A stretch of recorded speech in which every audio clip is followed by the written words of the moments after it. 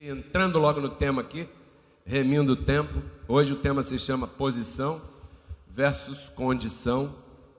Posição é uma coisa, condição é outra coisa diferente. E às vezes isso nos confunde. Por quê? Porque elas se manifestam na mesma vida, a nossa. Na nossa mesma vida existe a posição e existe a condição. E às vezes a gente se atrapalha.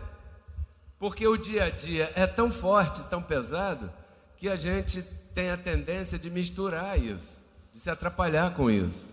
E nessa manhã, essa é a palavra que o Senhor preparou para nós, como sua refeição para o nosso espírito, para a gente viver aí esses próximos dias, tratar sobre esse assunto.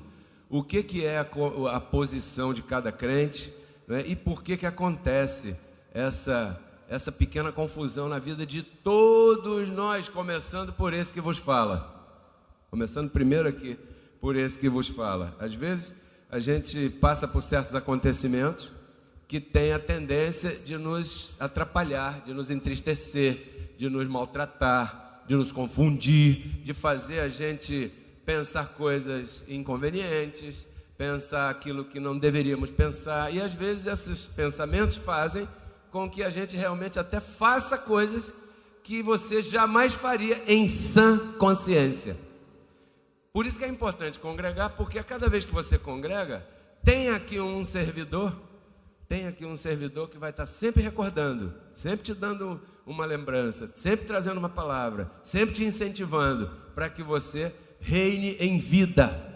A vida é uma só, a gente só tem uma chance. Passa rápido, não desperdice tua vida carregando aquilo que você não tem que carregar. Você é aquilo que Deus diz que você é. Você não é o que o sistema religioso diz, o que a política diz, o que o país por aí diz. Não, você é aquilo que está escrito acerca de você. E você hoje veio aqui se reunir para ouvir isso. Então o tema é esse: posição comparado com condição, né? A posição, ela é espiritual só. Amém? Mas, ao mesmo tempo, a posição é aquilo que você é de verdade.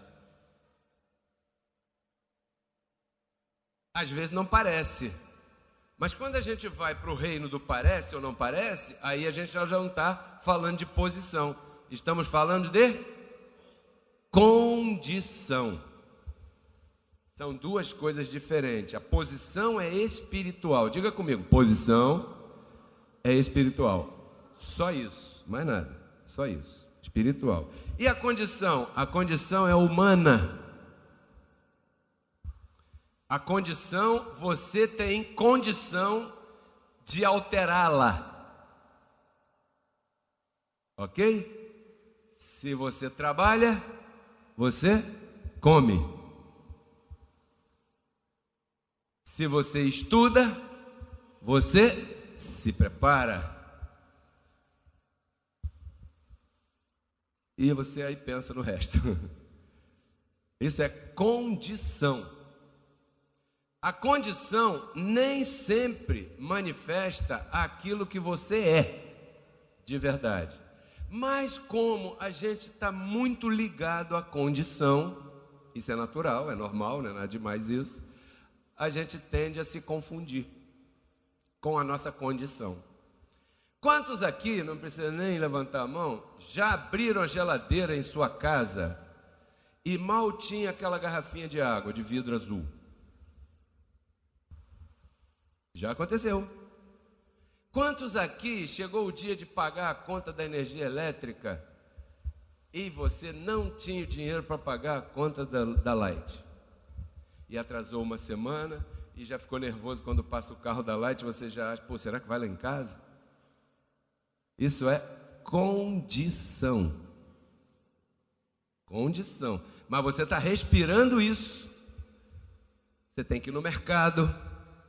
você tem que pagar o cartão de crédito, você tem que pagar o aluguel, se é aluguel, a prestação, se é prestação, o seguro, se é seguro, você tem que comprar o pão, você tem que comprar a roupa, o sapato, a escola do menino. Rapaz, é tanta coisa. Isso é condição. Nem sempre isso está organizado. Correto? Nem sempre está organizado. Nem sempre se manifesta aquilo que Deus diz que você é. Porque sabe o que Ele diz que você é nesse aspecto que eu estou falando aqui, especificamente das finanças? Está aí em 2 Coríntios 8:9, que Deus, sendo rico, se fez pobre, para que por essa pobreza vos tornasseis ricos. Então diga para quem está do teu lado: em posição, você é o que Deus diz que você é. O que é? Quero ouvir, ninguém falou. Não, mais alto aí. Diga: eu sou um rico. Deus disse. O problema não é Deus, o problema sou eu. Porque quando a gente incentiva as pessoas a falarem isso, muita gente não fala. Por quê? Porque não tem coragem. Por quê? Porque nessa hora está pensando na geladeira com a garrafinha de vidro azul. E isso não está escrito. Você é um rico se tua geladeira estiver cheia. Está escrito isso? Deus não se preocupou com a geladeira quando Ele falou isso. Ele falou assim: Deus, sendo rico, se fez pobre para que por essa pobreza vos enriquecesseis. Isso é uma posição. Como eu já disse, isso é espiritual. A geladeira, sim ou não, é uma condição. A condição nem sempre acompanha a posição. Às vezes é por um decreto de Deus e às vezes é por nosso relaxamento, porque nós somos tremendos. Quem discordar disso, na carne nós somos o diabo.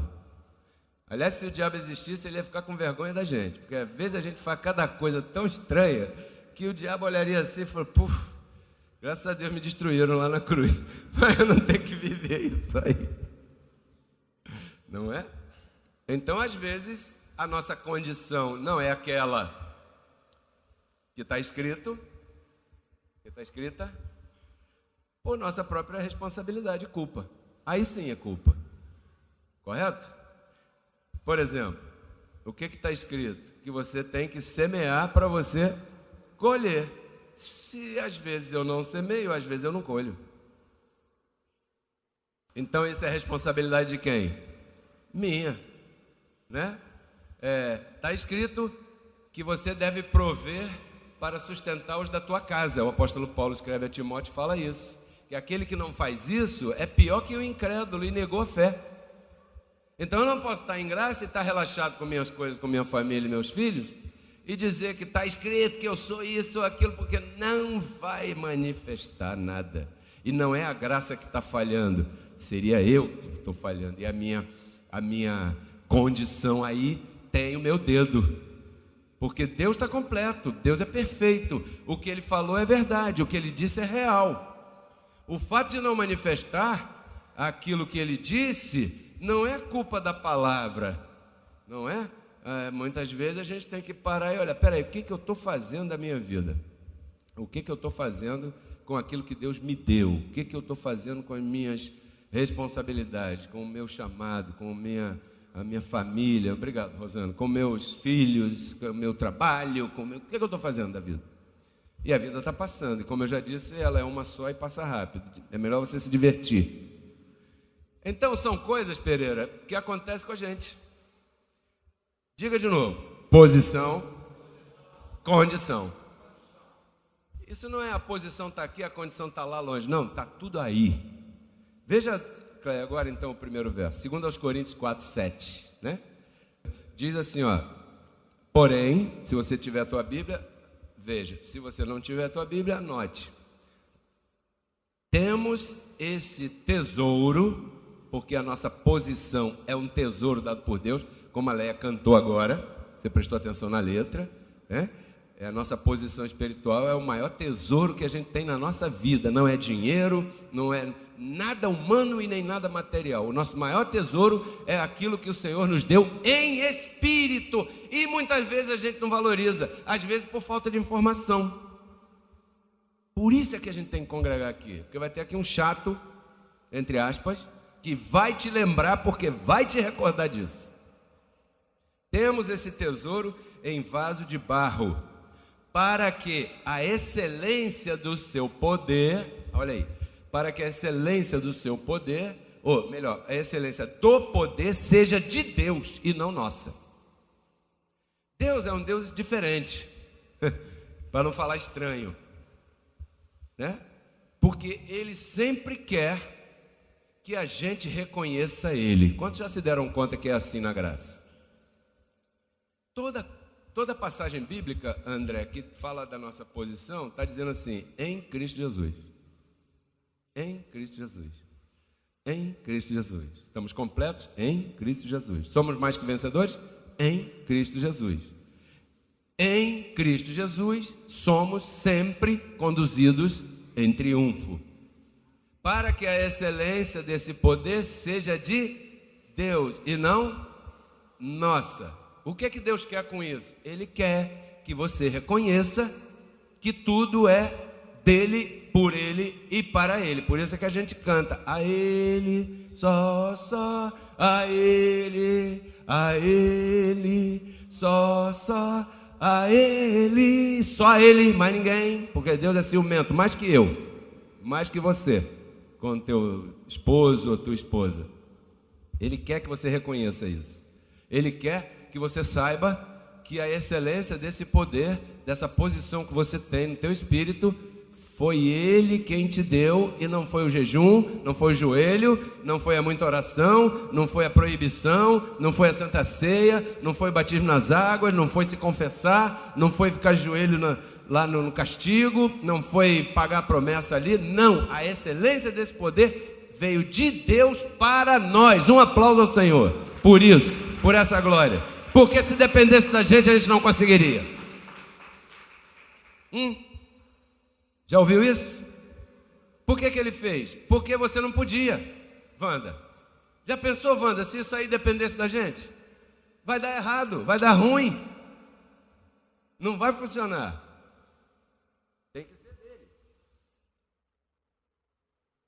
Glória a Deus por isso, né? Aí, se você pega a tua Bíblia e lê, eu vou fazer um exercício aqui, 2 Coríntios 4, o verso 8, 9 e 10, você vai entender a comparação que o apóstolo faz com relação a esse assunto. 2 Coríntios 4, 7 diz que esse tesouro, nós temos esse tesouro em vaso de barro, né? Mas se você olhar os versos seguintes, verso 8, verso 9, verso 10, diz assim, ó: que estamos atribulados em tudo. Quantos aqui passam tribulações? Caramba. Às vezes você acorda 2:30 da manhã, né? Pensando, caramba, como é que Deus vai fazer aqui? Eu não sei. Mas o que diz? Mas não angustiados. Angústia não. Tribulação sim, angústia não. Em apuros, mas não desesperados. Perseguidos, mas não desamparados.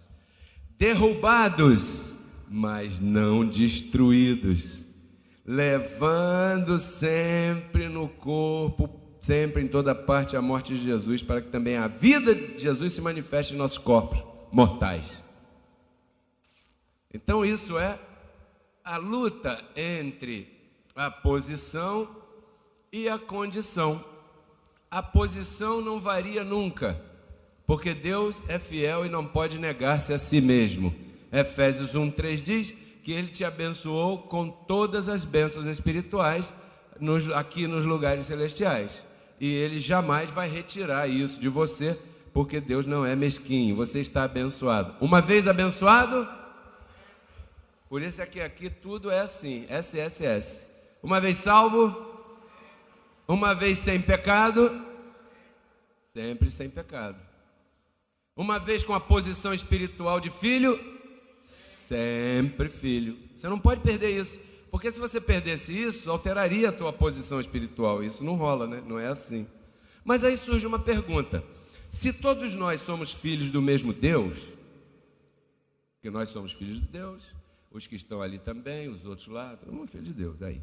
O que faz a diferença entre a gente? Quantos sabem responder isso? É simples. A diferença é que você sabe disso. E o outro abençoado ali fora nunca ouviu falar.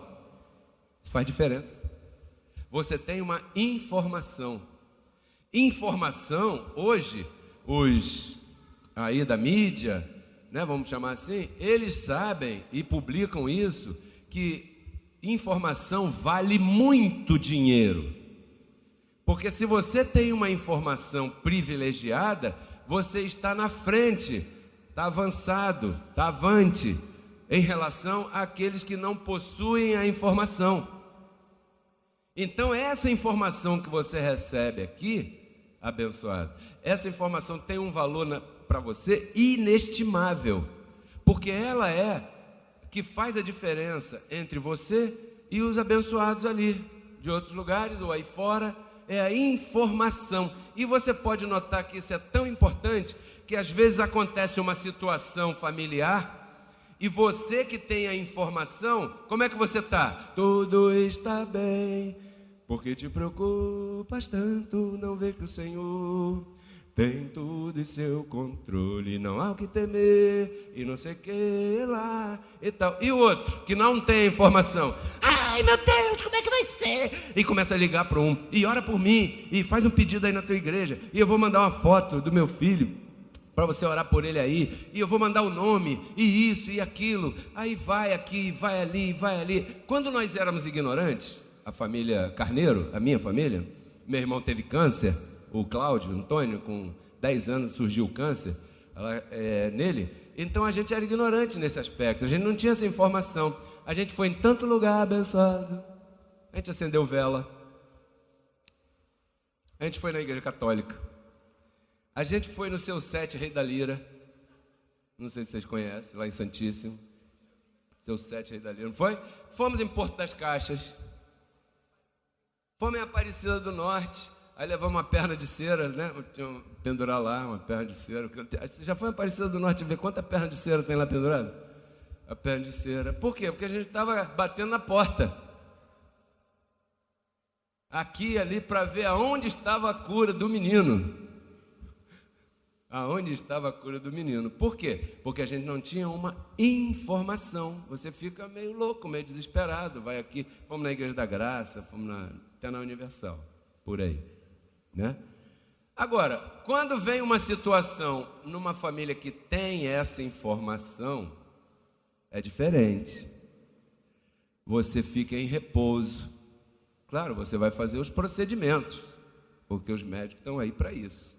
Graças a Deus, um aplauso pela ciência. Glória a Deus pela ciência. Muito bacana você Pô, estou sentindo uma dor que não passa aqui. Toma um negocinho assim, um comprimidinho, pum, passa. Ora primeiro. Mas o comprimido está aí, passa rapidinho, aí você tem uma qualidade de vida melhor. A ciência é de Deus, hein? Não é do diabo não. Você deve respeitar isso. Mas então, você se comporta diferente. A paz e a luta e briga numa família em que uma parte da família tem essa informação e outra parte da família não tem essa informação. Vai dar uma briga. As pessoas vão dizer: pô, você não gosta dessa pessoa não, é? Calma, Deus está no controle. E tudo é Deus está no controle. Você tem que fazer alguma coisa, mas eu não posso fazer nada. Meu pai morreu. Aí tinha que contratar a funerária. Não sei se você já teve essa oportunidade de fazer isso e tal. Aí, velório lá em casa não rola. Porque velório para quê? Minha mãe está aqui, eu tenho que abraçar ela agora. Depois que morrer, ela não está ali. A única pessoa que não vai no seu enterro é você. Você já pensou nisso? Por quê? Porque você é o que está dentro do corpo. O corpo é só uma roupinha, fraquinha essa roupinha. Então, morre alguém. Aí o cara foi lá. O caixão é esse. Quer lencinho, quer não sei o que, não sei o que, não sei o que, um monte de coisa. Bom, resolveu lá. Olha, tem um problema aí. Qual é o problema? Não tem capela para o velório. Falei, glória a Deus, não quer velório não. A gente vai sair daqui, vai entrar no cemitério, vai lá para onde ele pediu que fosse enterrado lá debaixo daquela árvore, lá no cemitério de Ricardo de Albuquerque. Se a gente conseguir aquilo lá, eu fui no cemitério, tinha vaga lá no buraquinho. Aí, bota lá no buraquinho e se tiver que falar alguma coisa, quem tem que falar é o mais velho mesmo. Aí a gente fala alguma coisa, uma ministração ali de 2 minutos, que ninguém vai ficar com um caixão ali falando, fazendo apelo para aceitar Jesus. Olha, que isso pode acontecer contigo daqui a pouco, e a pessoa fica desesperada, e tira até oferta, né, nesses enterros por aí. E a gente não, acabou, olha, e eu me lembro que eu falei assim, você que está aqui, tinha algumas pessoas, você que está aqui, se teu pai ou tua mãe estão vivos ainda, chega lá e dá um abraço nele, porque eu já não posso fazer isso com meu pai, o corpo dele já ficou aí. Eu me lembro que eu falei isso. Por quê? Diga comigo, uma informação. Essa informação tem que mudar você. Tem porque tem. Ou então você não está ouvindo direito. Ou então você não foi iluminado. Efésios 1,18. Olha o trabalho do apóstolo. Todo apóstolo da graça, que tem muito por aí também, graças a Deus por isso, tem que ter esse trabalho aqui, ó, com a igreja. Aqui nós temos um grupo, eu acho que tem umas 100 pessoas aqui, né? Depois a gente vai contar. Iluminando os olhos do vosso entendimento, para que saibais. Diga comigo, eu estou aqui para receber uma informação. Ou seja, você tem que sair daqui sabendo alguma coisa. Para que saibais qual é a esperança a que Ele vos chamou. Quais são as riquezas da glória da sua herança. E uma parte das riquezas da glória da sua herança é que a tua posição espiritual é de completo em Cristo Jesus. Mais que vencedor. Nada nessa terra pode te abalar. A tua salvação espiritual está garantida por causa da tua posição. A tua salvação diária corre perigo se você beber muita Coca-Cola, se você comer muito salgado, se você não fizer nada para guardar o teu corpo, para guardar as tuas finanças, para guardar os teus filhos. Aí pesa sobre nós uma atitudezinha aí, pá e tal, sem muita culpa, mas fazendo aquilo que a gente pode fazer. Com relação ao espírito, nananina não, eu não posso fazer nada para aumentar e nem para diminuir a minha salvação espiritual. Mas eu estou aqui, né, para orar, para ministrar, para ensinar, ministrar, para que você saiba qual é a esperança que Ele te chamou. Esse é um trabalho apostólico. O objetivo da reunião é iluminar os teus olhos, para que você pare. Caramba, ninguém nunca me disse isso. As pessoas me diziam que eu era o quê? A ovelha negra. O pastor lá disse: pobre, cego, miserável e nu, como diz lá em outro lugar. A Bíblia fala isso também, mas isso não é para você. Para você é outra coisa. Você é a menina dos olhos de Deus. Mateus 13, 44, agora não, Cléber, não é, é só um comentário. Mateus 13, 44, estava comentando com a minha irmã domingo passado, é um verso que fala da graça inteira. Depois leia, ok? Anote aí, Mateus 13, 44. Um verso, que Jesus falou: o reino dos céus é, 2 pontos, assim, assim, assim, assim, assim, assim. E nós estamos no reino dos céus. Então você vai lá depois e veja como é o reino. Ali está falando do filme todo, né? Então vamos a Efésios 1, 22 agora. Olha aí, ó, o que você deve saber. Que isso é um contexto, tá bom, abençoado? Efésios 1 é um contexto e vai por aí. Então você deve saber esse contexto, ó. Abençoado, leia a Bíblia. A coisa mais linda que tem é você ler a Bíblia. Você vai ver cada coisa tão bonita, tão linda. Ó, e submeteu Deus, né? Está falando de Deus, você já entendeu. Submeteu todas as coisas sob Diga comigo, debaixo, ó, de seus pés, falando de Cristo, e o deu, Cristo, por cabeça sobre, diga, por cima, todas as coisas ele deu a quem? Diga para quem está do teu lado, ele deu a você e a mim. Ó, a igreja, a qual, olha quem é você, a qual é o seu corpo.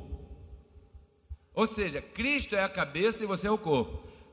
A plenitude, você é a plenitude daquele que cumpre tudo em todas as coisas, ou em todos. Você tem que saber isso aí. Aí está um pouquinho da tua posição. Você é tão importante para Deus que Ele disse que você é membro do corpo dele. E às vezes a pessoa fica brigando por um sobrenome humano,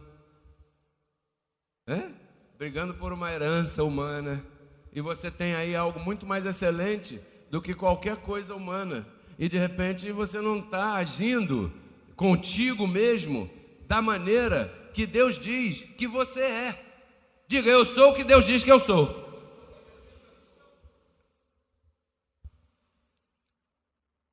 Aí eu pergunto, isso aí muda? Não. Por quê? Porque isso é uma posição espiritual. Não muda. Então, por que você não age sempre com essa segurança e essa convicção? Entendendo esse você, não? Porque você não sabe sobre a tua posição espiritual. Veja essa observação que a Cléia vai projetar agora.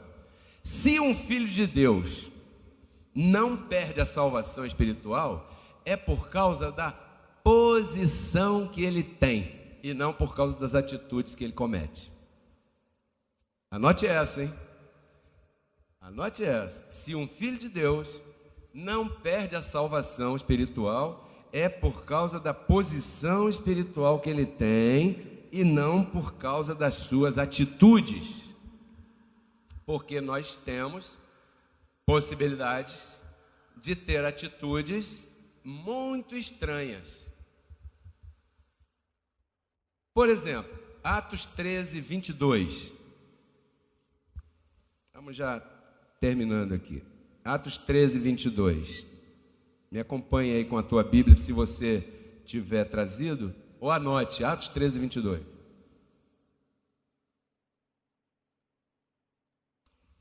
O apóstolo está falando aí, Lucas escreveu, né? Você sabe quem escreveu Atos foi o doutor Lucas, médico. Esse relato é um relato do Velho Testamento. Ele está repetindo aí no Novo Testamento, para que você veja que Deus não age por aparência. E o que Ele te prometeu, Ele garante. Não importa as escapadas que você dê. As escapadas que você der vão afetar a tua condição, não vão afetar a tua posição.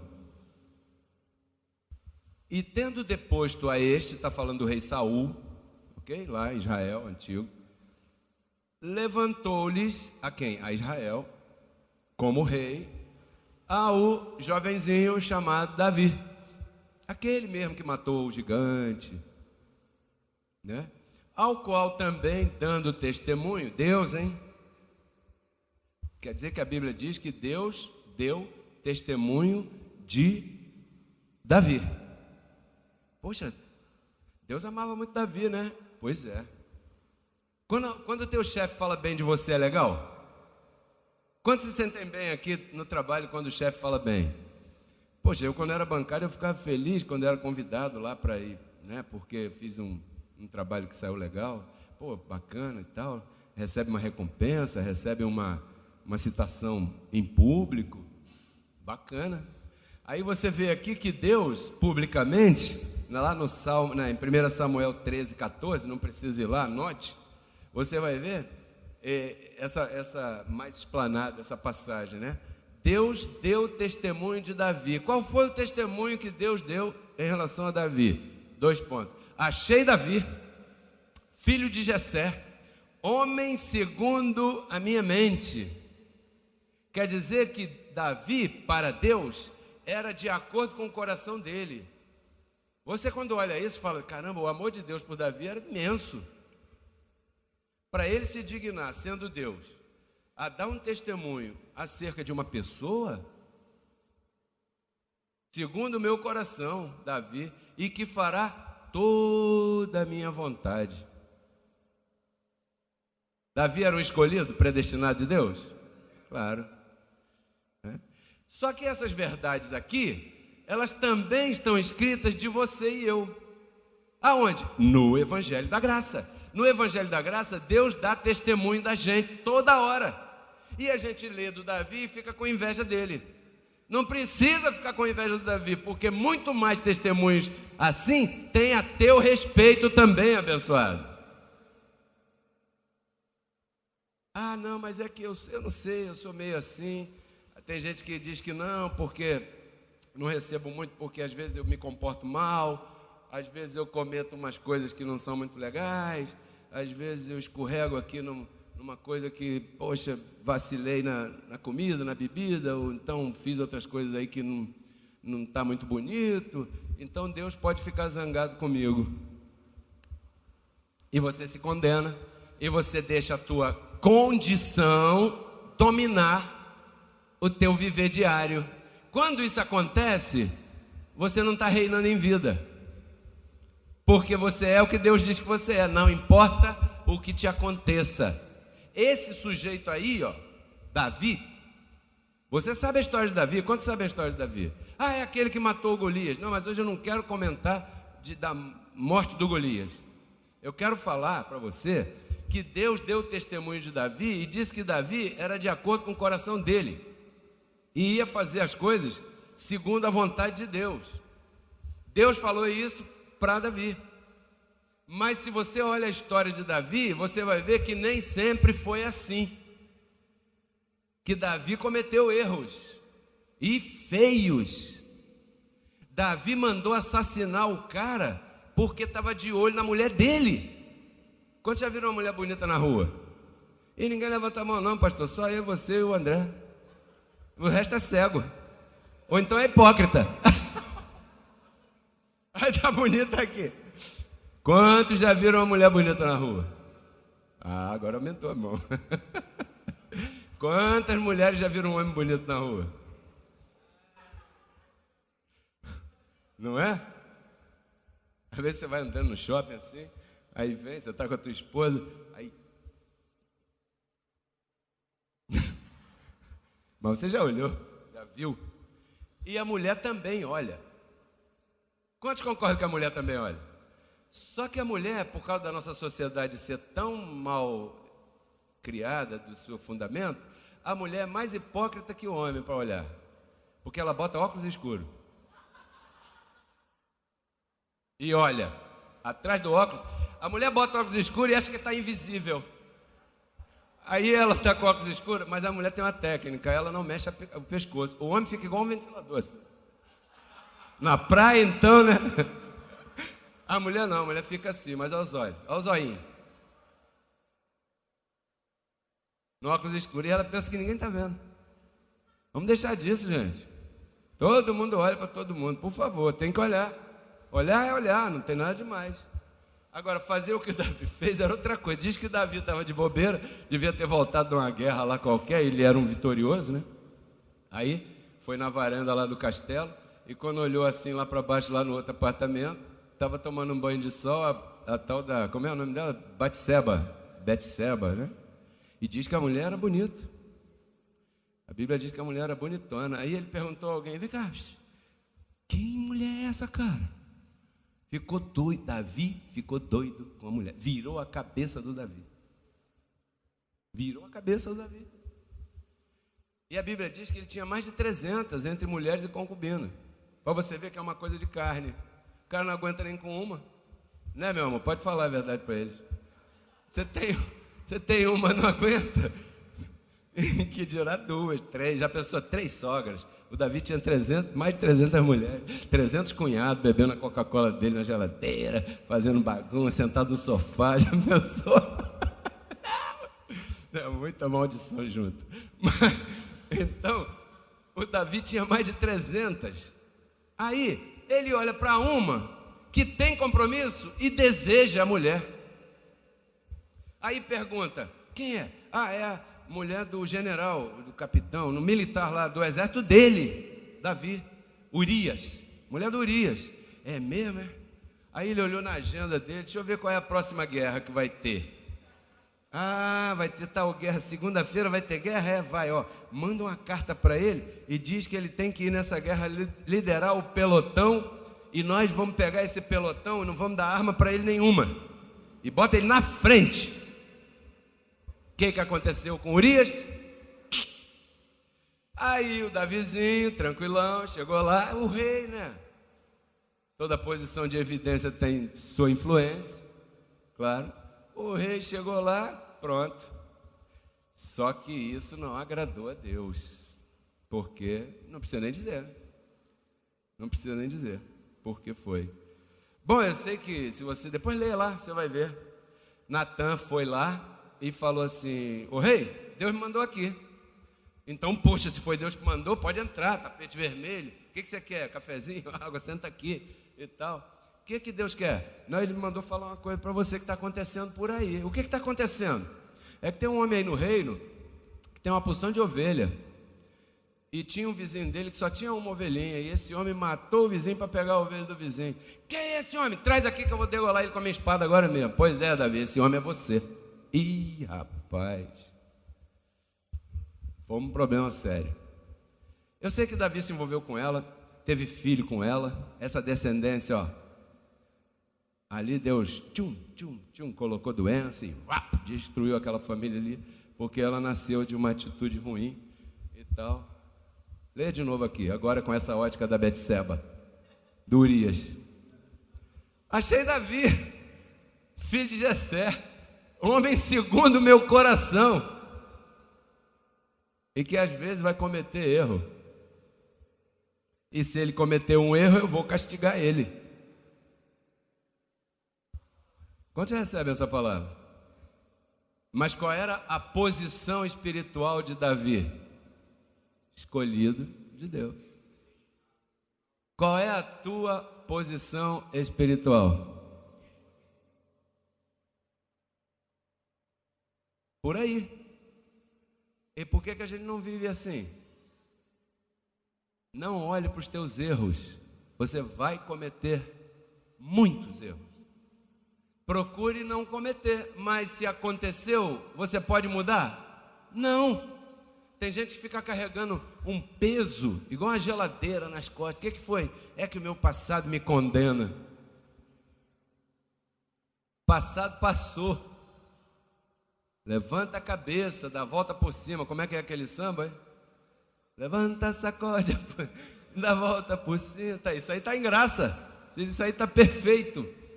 Levanta, abençoado. Primeiro, para você educar teu filho, tua filha, teu neto, quem seja, primeiro você tem que fazer isso com você. E esquece o que passou. Você não pode consertar isso. Mas eu não devia ter cometido, foi um erro muito feio. E o que você acha do que Davi fez? Você fez isso? Você matou alguém para ficar com a mulher do cara? Não. Você falou uma mentirinha boba para alguém, sei lá. O que você fez? Eu sei o que eu fiz. E os erros que eu ainda vou cometer. Então, em graça, a gente tem que pegar esses exemplos. Não é para pregar Velho Testamento, é para usar daí, que assim como Davi era uma pessoa, um espírito escolhido segundo o coração de Deus, você também é. Que Deus amou Davi acima de todas as coisas, você também é amado de Deus acima de todas as coisas. Senão você não estaria aqui ouvindo isso. Você estaria lá na macumba, ouvindo outra coisa. Você estaria no sistema religioso por aí perdido.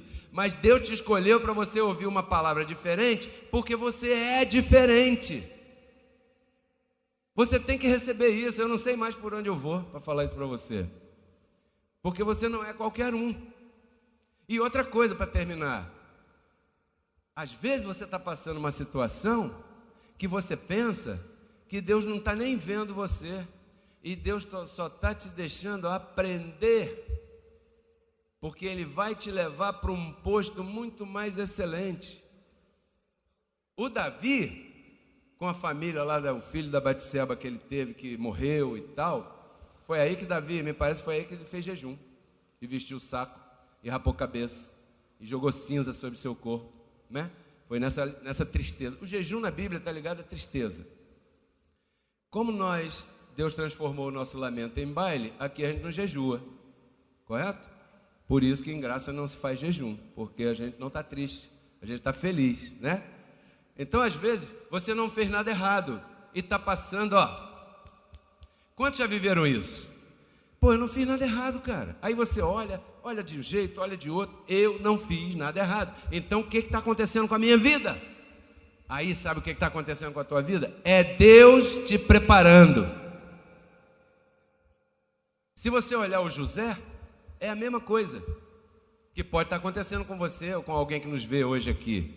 O José não fez nada de errado para o pai, ele foi lá buscar os irmãos tinham ciúme dele, jogaram ele no buraco, depois venderam para uma caravana, a caravana levou ele lá para o Egito, aí ele foi contratado pelo homem muito rico, o homem entregou os seus bens a José porque viu que esse cara é diferente, porque a Bíblia diz assim, e Deus era com José. Sabe o que eu falo hoje? E Deus é com Angélica, e Deus é com André, e Deus é com a Kátia. Diga para quem está do teu lado aí, Deus é contigo. Aí o José, aconteceu o lance dele com a esposa do patrão dele. Ele não quis, a mulher, ela queria lá o relacionamento com ele. Diz que ele fugiu, ela agarrou ele, ficou com a roupa dele na mão e ele saiu correndo pelado. Olha o flagrante aí. Pô, se você não quer nada com ela, por que você está pelado? Você já pegou alguém pelado com alguém? Lá pegaram ele. Foi preso. Na prisão fez as suas amizades. Um homem era o copeiro do rei, foi levado, saiu da prisão e ele falou, pô, fala do rei para mim. Eu não tenho nada a ver com isso não. Eu estou aqui de inocente, porque na cadeia só tem inocente. Todo mundo que está preso, não, eu sou inocente, isso é engano, sou inocente. Todo mundo, aí José, não, fala do faraó para mim, por mim lá, intercede por mim, me ajuda. E lá ele preso. Aí passou um dia, 2 dias, 3 dias e nada. Depois de 1 ano do cara preso, sem ter feito nada errado, né? O faraó teve um sonho que ninguém entendeu nada. Aí o copeiro lembrou, peraí, lá na prisão tinha um cara que entendia desse negócio. Como é o nome dele? É um tal de José. José? Mas ele está preso, deve estar mal cheiroso, sem escovar o dente direito. Prisão é prisão. Chama ele. Trouxeram o José. José revelou o sonho do faraó e o faraó disse, então eu tenho que procurar um homem que cuide disso. E nomeou José como governador geral do Egito.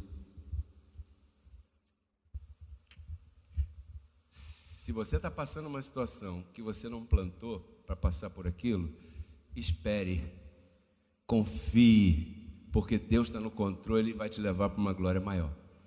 O tempo, eu não sei.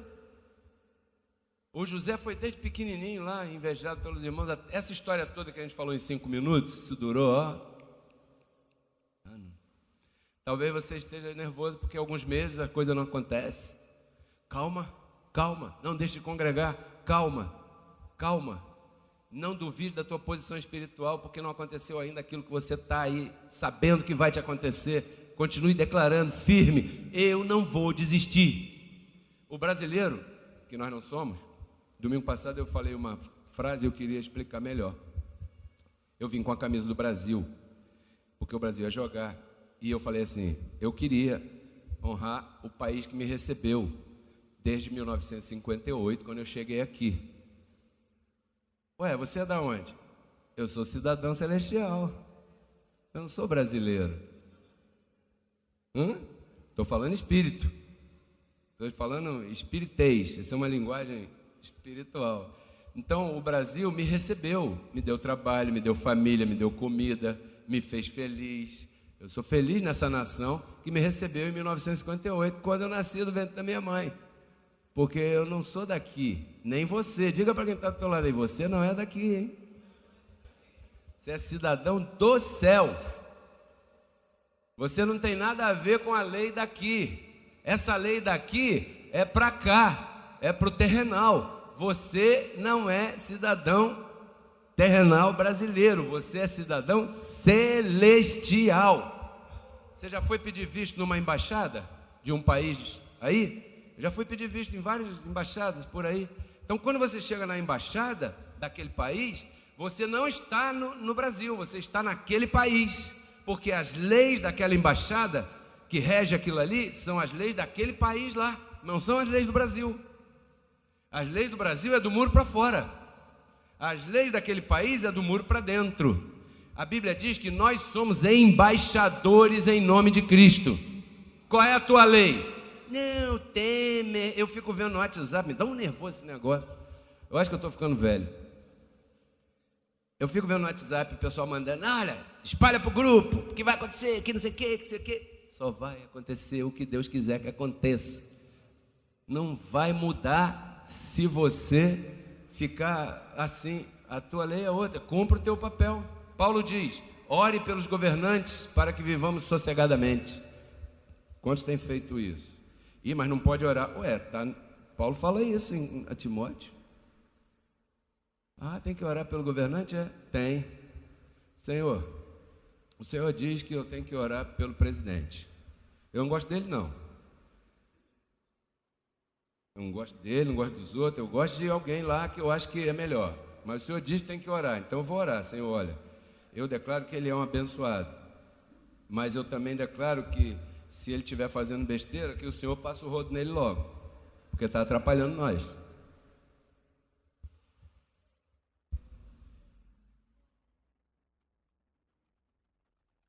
Amém? Vamos embora para casa? É bom, né? Chega. Vamos deixar para domingo que vem o restante. Porque Cristo na cruz não transformou a nossa carne, né? Ele resgatou o nosso espírito.